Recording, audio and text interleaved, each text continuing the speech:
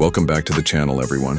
Today we're talking about a nameplate that once ruled American roads, graced high school parking lots, and carried generations from coast to coast, the Chevrolet Malibu. But in 2026, the story is very different. This is the final chapter, or a rebirth.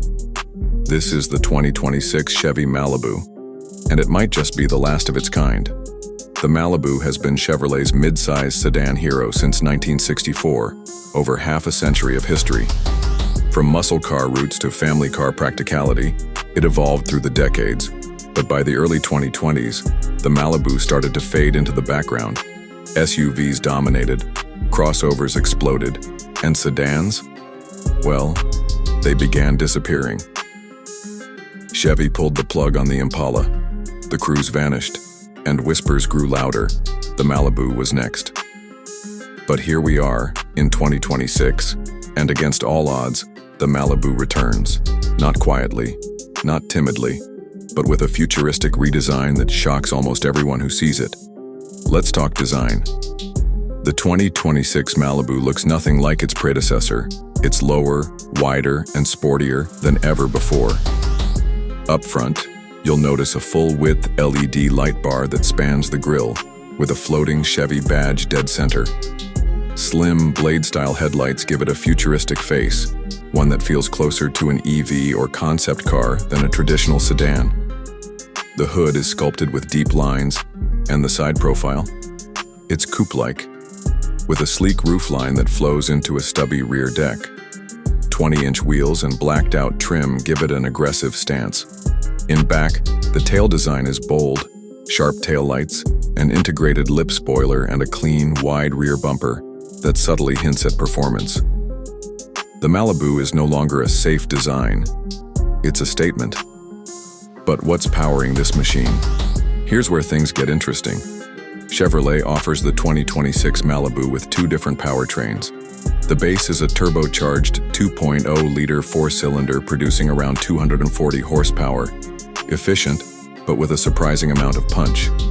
But there's also a hybrid version, using GM's latest Ultium-based mild hybrid system, promising over 50 mpg combined and low emissions. Still, no V6, no EV version yet, and yes, no all-wheel drive. Inside, however, the Malibu takes a huge leap forward. The cabin is fully digital, dominated by a curved OLED display that stretches from the gauge cluster across the center dash. It runs GM's new Android-based infotainment system, with real-time updates, Google built-in, and a highly responsive touchscreen interface.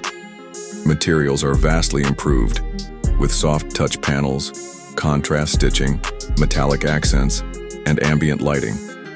It feels premium. Not luxury, but close enough to give cars like the Camry and Accord a serious challenge. The seats are supportive, with heating and ventilation even in the rear, and space-wise, the Malibu still delivers solid legroom for a midsize sedan. And yes, there's still a proper trunk.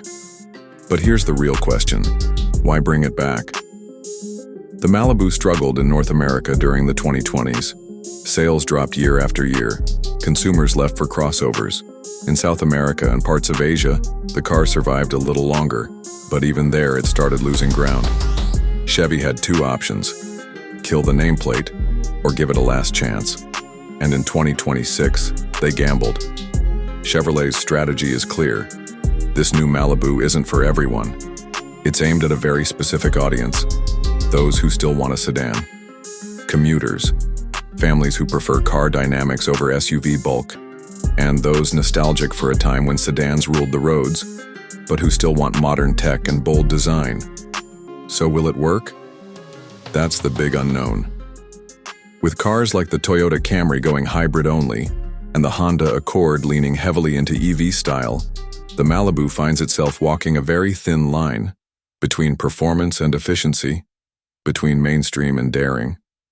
It's not a full EV, it's not a crossover, it's something in between, and that could